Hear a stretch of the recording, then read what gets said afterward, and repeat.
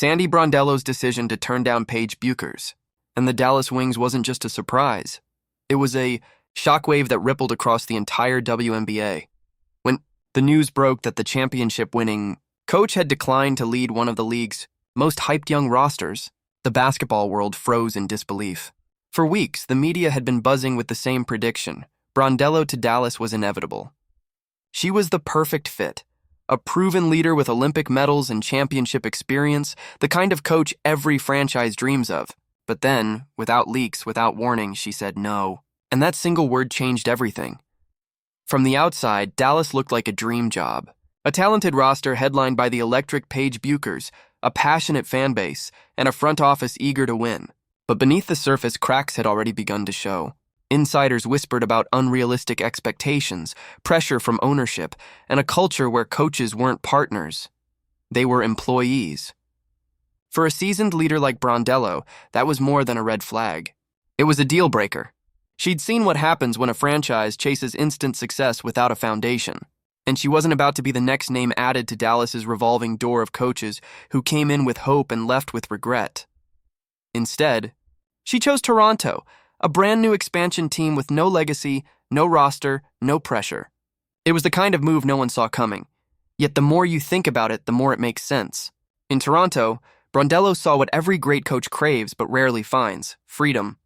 Freedom to build, to experiment, to create a culture from scratch. The Toronto Tempo might not have a superstar like Paige, but what they do have is time. Time to develop, time to grow, time to fail without fear of being fired before the first season ends. For Brondello, that was far more appealing than inheriting a locker room already under a microscope. Fans were stunned. Social media erupted with theories and finger-pointing. Some blamed the Wings' front office, calling them out for losing yet another opportunity to stabilize their franchise. Others believed Brondello simply didn't want to deal with the enormous pressure that comes with coaching a young superstar like Paige Bueckers. Because make no mistake, coaching Paige isn't just about drawing up plays. It's about managing a spotlight that burns hotter than most coaches can handle. Every decision would be dissected, every loss amplified, every comment turned into a headline. And Brondello knows that in today's media landscape, one bad season can erase years of credibility. There's also a strategic side to her choice. Coaching an expansion team offers something a contender never can: longevity. In Dallas, one losing streak could end a career. In Toronto, Brondello likely has at least 4 years to shape the franchise her way. That kind of job security is rare, especially in the modern WNBA, where results often matter more than process. For a veteran coach who's seen both the chaos of established teams and the patience of rebuilding ones, the choice becomes clearer. Why walk into a storm when you can help design the sky? Toronto isn't just another team either. It represents something bigger, a new frontier for the WNBA. The league's first Canadian franchise signals growth beyond borders, a step toward the global stage that women's basketball has long deserved. And Brondello, who has coached internationally for years and understands the worldwide appeal of the game, is the perfect ambassador for that vision. She's not just building a team, and she's helping to build the future of the league. Toronto's diverse, passionate fan base, combined with its global identity, gives her something Dallas couldn't: the chance to leave a legacy that goes beyond wins and losses. Geography also plays a quiet but crucial role in her decision.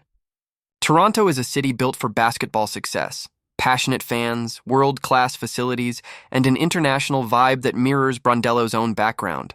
Recruiting will look different there too. With easier pathways for international players to join Canadian teams, Brondello can tap into her deep knowledge of overseas talent pools, especially from Australia and Europe. She's coached those players, developed them, and knows exactly how to bring out their best.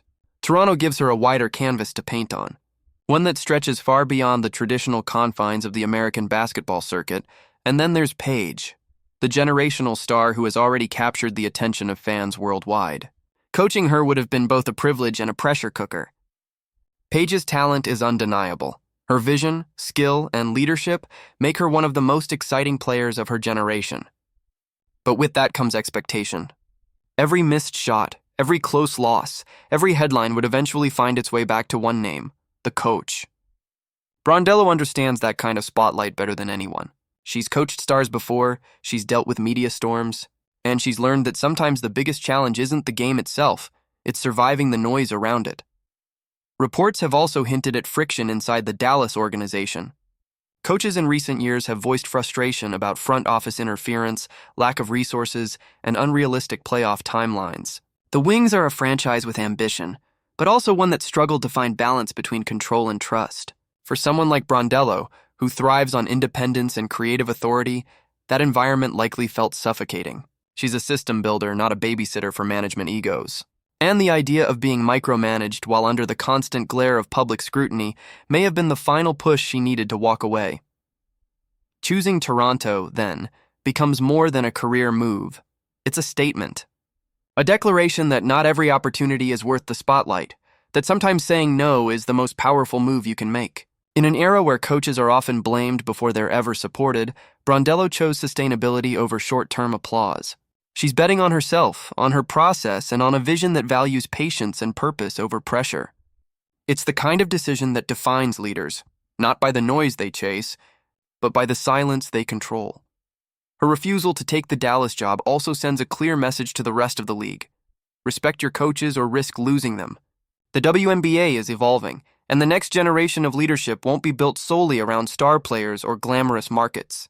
It'll be built around stability, culture, and vision. Toronto represents all three, and Brondello's arrival cements that identity. Her decision might just shift how franchises approach hiring, recruiting, and long-term planning.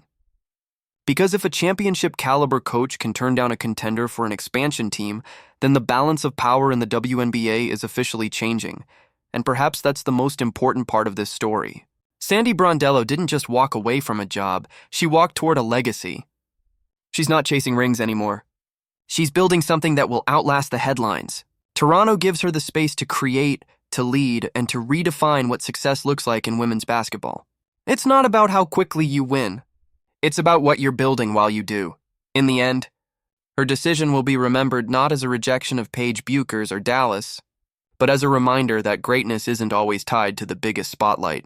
Sometimes it's found in the quiet courage to start over, to believe in the long game, and to trust your instincts when everyone else expects you to conform. Sandy Brondello didn't choose comfort. She chose conviction.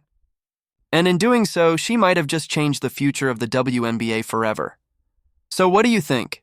Did Sandy make the right call walking away from the Wings? Or did Dallas lose its best chance at a championship leader? Drop your thoughts below, and if you enjoy deep dives into WNBA drama and storytelling like this, don't forget to hit that like button, subscribe, and turn on notifications. Because this isn't just basketball anymore, like it's history in the making.